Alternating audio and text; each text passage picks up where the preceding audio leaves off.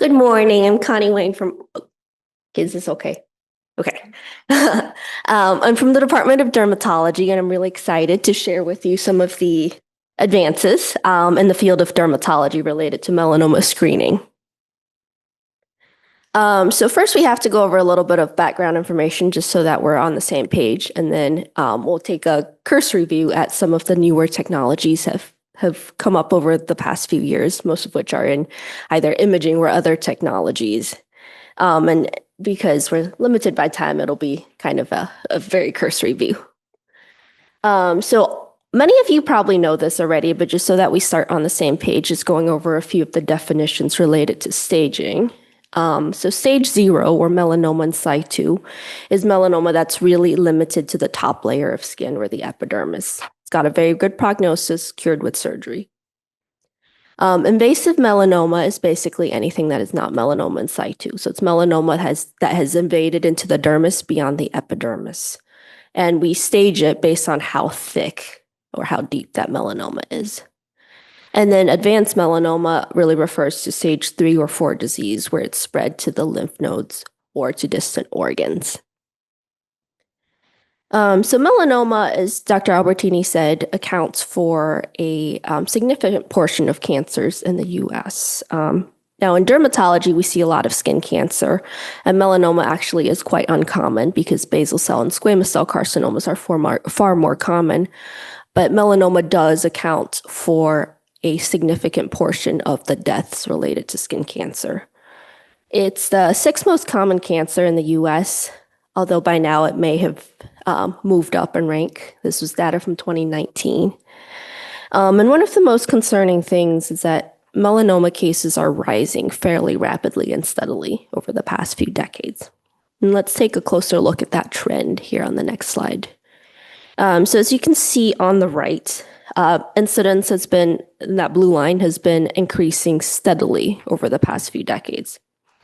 On the left, you see that this includes both invasive and melanoma in situ, although we see a slightly sharper increase in melanoma in situ cases over the past few decades. Now, if you look on the right again, mortality has actually stayed fairly constant over that time period, and even slightly decreased in the most recent few years, largely attributed to really spectacular advances in the treatment of advanced disease in the form of immunotherapy and targeted treatments.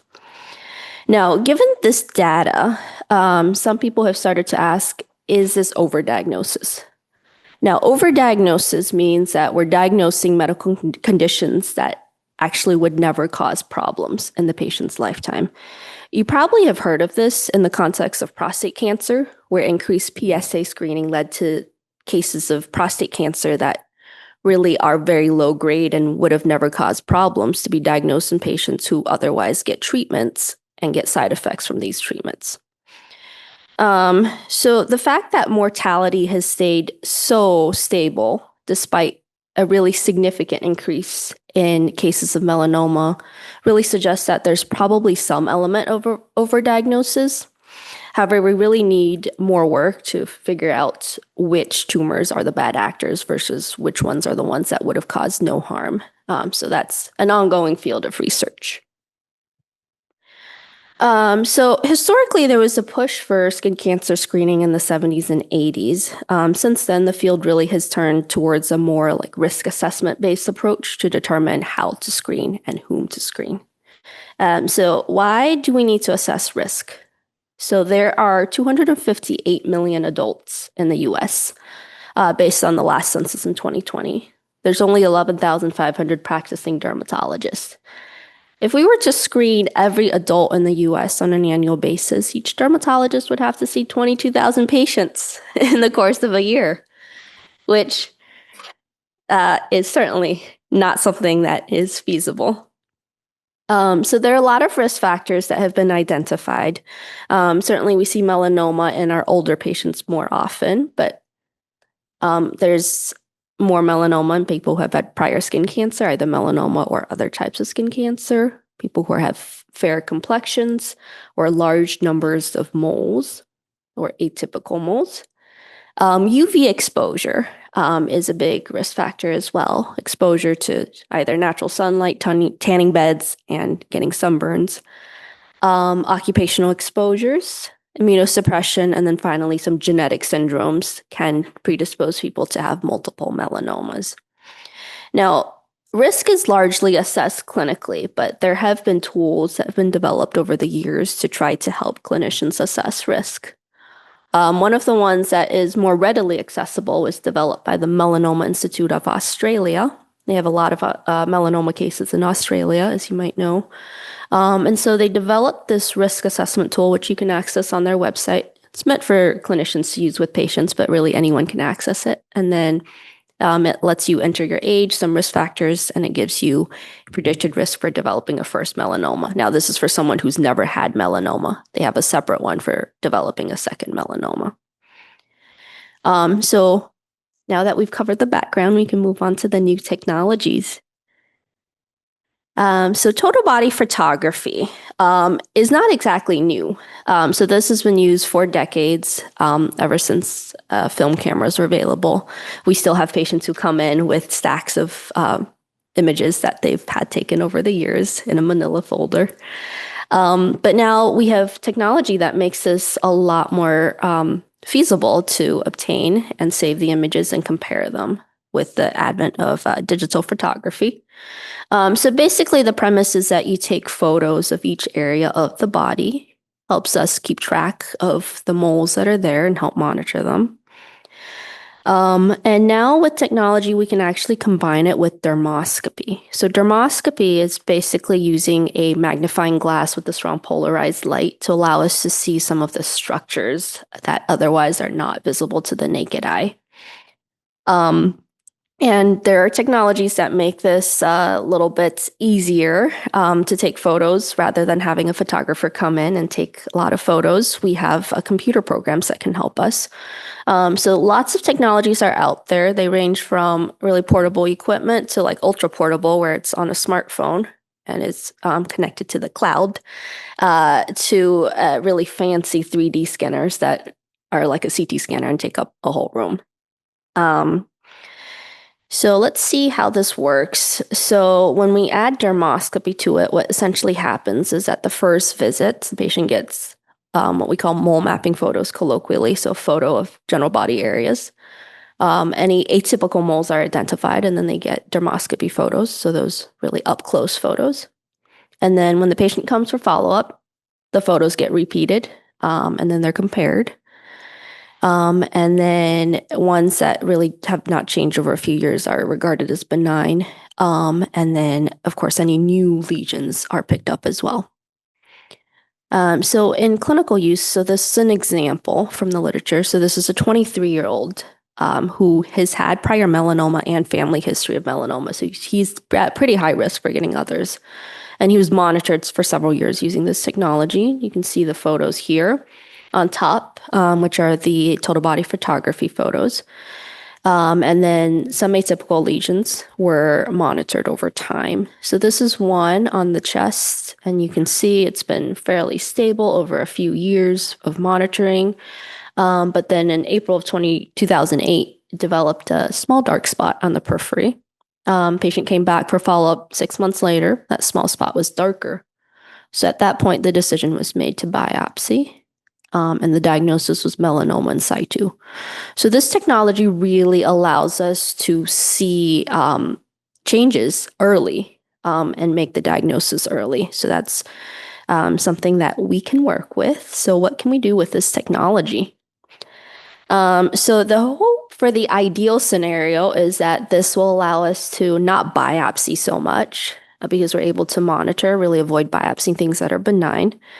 And not miss melanomas, even ones that develop more subtly, and ideally be something that's cost effective and easy to implement and can be used widely. But unfortunately, we're not there yet. So recently, a randomized controlled trial, which is sort of the gold standard for causal relationships, in Australia, they found that when they added total body photography to usual clinical care, so coming in for regular skin exams with a dermatologist, they actually ended up doing more excisions, so more biopsies. of benign things because they actually did not find more melanomas. So essentially, the technology did more harm than good, and it did not do what we expected and hoped for it to do. So really more research is needed to figure out how best to use this technologies, really figuring out who this technology is good for and what circumstances it's useful. And then also ways to improve the technology itself so that it is not something that harms our patients. So now we'll move on to some other methods of non-invasive imaging. So first, we'll just talk briefly about reflectance confocal microscopy. So in terms of non-invasive imaging, so currently, as many of you are probably familiar with, what happens when there's a suspicious spot is you go to the dermatologist and they'll take a biopsy, send it off to the pathologist to get a diagnosis. Now that's still the gold standard, but the goal with non-invasive imaging is maybe can we avoid biopsying so many lesions, or can we get a diagnosis even without a biopsy? So this technology, it uses the near-infrared laser, and it takes scans of the skin at a few different depths, and then those images are stitched together to create a 3D image, so essentially doing a virtual biopsy with light. So this is what the instrument looks like.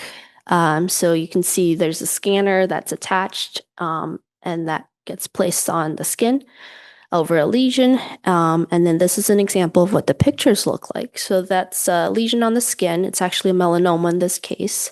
Gets scanned, and you can see all those little squares are actually individual scans that are pieced together.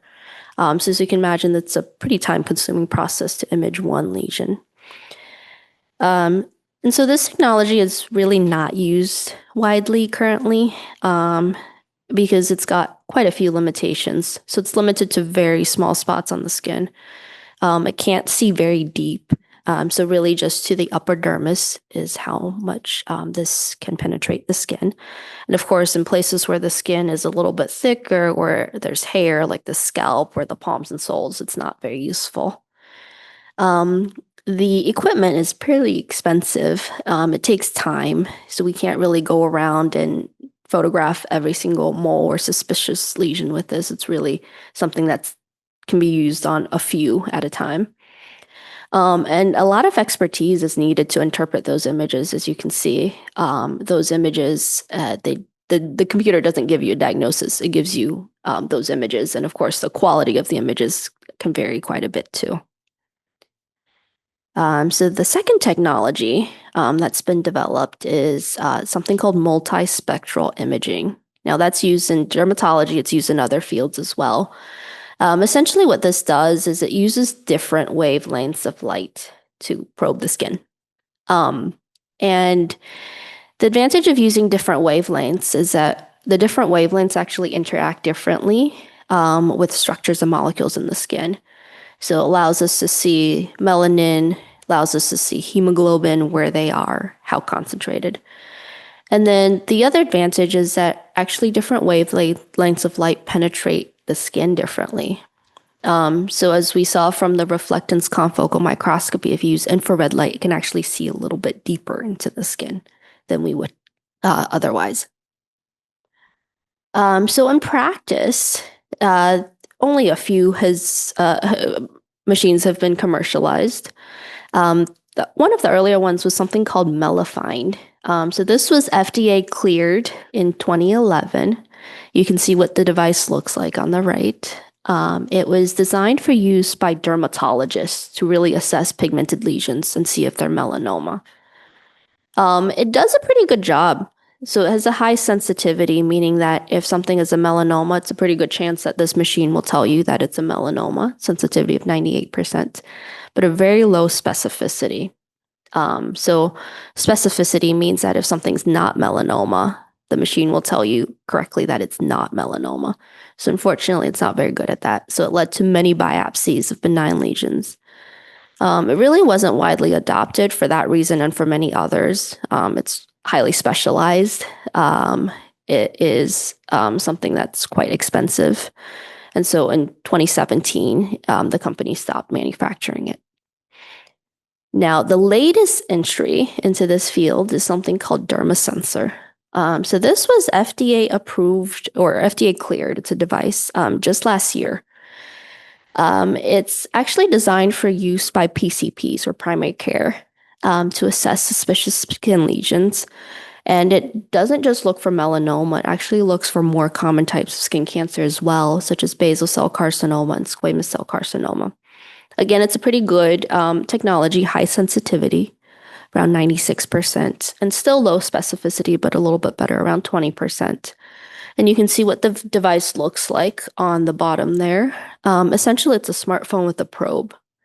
And you put it on the skin, it takes a few readings, and really within 20 seconds, it gives you a result, which is either this is something that should be biopsied or something that can be monitored. And so the jury is still out on how widely adopted this will be and how it'll perform in the real world. But it's got a few things going for it. It's a lower cost device, first of all.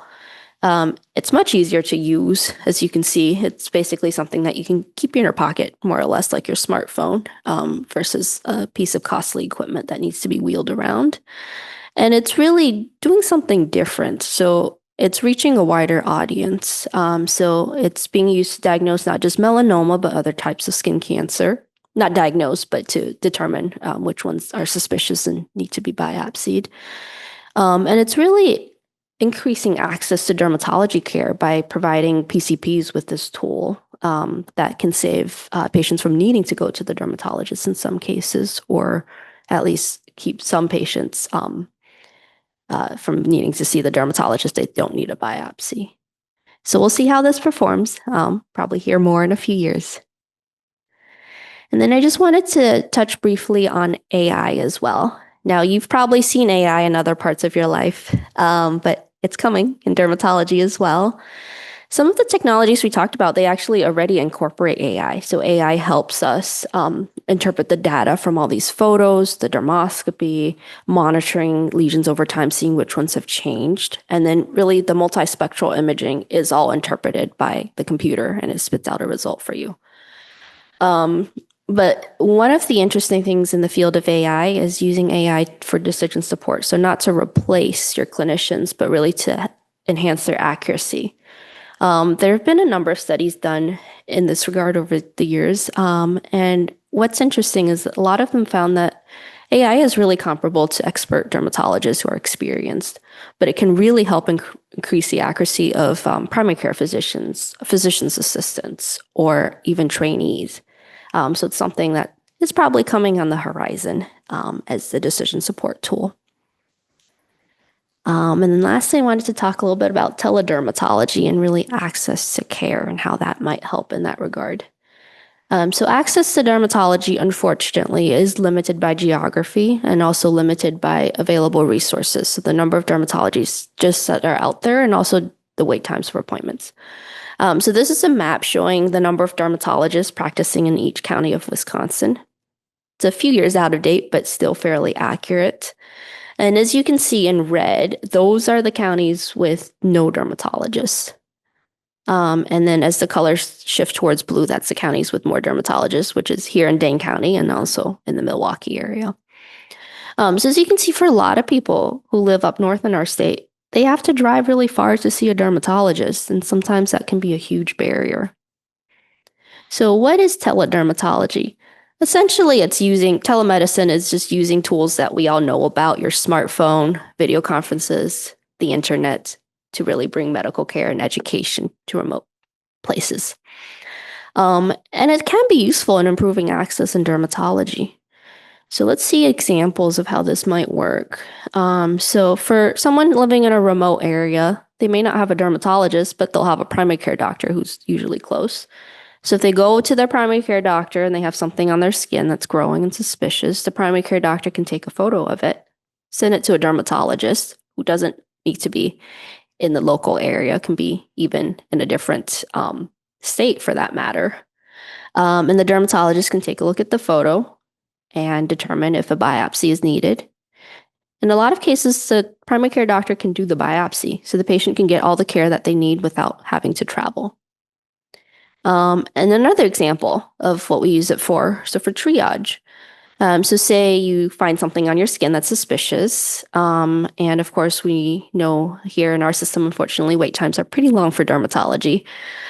You can then send it to your dermatologist. They can take a look at the photo, and from the photo, they can tell you, is it something that can wait until your next visit, or is it something that they need to biopsy, in which case they can usually fit you in for a biopsy at a sooner date. So I think some of the slides have shifted a little bit, but how are we using this at UW? So we actually do offer e-visits and e-consults to patients and to specialists to be able to send these photos to us. So it's called a store and forward service, where the dermatologists then review it and then they get back with their recommendations. And it's actually expanding, not just to patients in our system, but patients across the state. So Dr. Sarah Korger and Dr. Jeanette Comstock, you see their photos on the slide. They're two of our dermatologists in our department who are really championing extending teledermatology to the rest of the state, particularly in our rural areas, partnering with something called the Orion Initiative starting this year. And then also to underserved communities. And they've already partnered with the AAD dermatology program to do that. Something similar is actually happening in our VA. So our VA is actually one of the first few VAs to start teledermatology. And now they're offering services to the Toma area as well. So really extending their reach. And then one of the more exciting things is they recently added teledermatology with dermoscopy. So that's, again, that magnified photo that allows the dermatologist to make a more accurate assessment of any lesions that are photographed. And what has done, so really 10 to 30% of patients after getting a dermatology consult still need to come in. So the vast majority of patients are receiving care where they're at and in a timely manner. So I think we'll, of course, see more of teledermatology in the coming years, but it's something that's really made a lot of improvements in how we can access care to dermatologists. So basically the main takeaways. So melanoma, it's increasing in incidence. Some of it may be overdiagnosis. In terms of risk assessment, that's something that's very important to figure out who are the people that need to be screened, who are the people that are at higher risk. And then newer technologies, they offer a lot of promise in terms of increasing both the efficiency and accuracy of being able to screen and diagnose melanomas, and also improving access to care. Because frankly, if we're good at what we do, but we can't do it for enough people or in a timely manner, then it's no good. So that's all I have for today. And then I would like to invite Dr. Newman to the podium.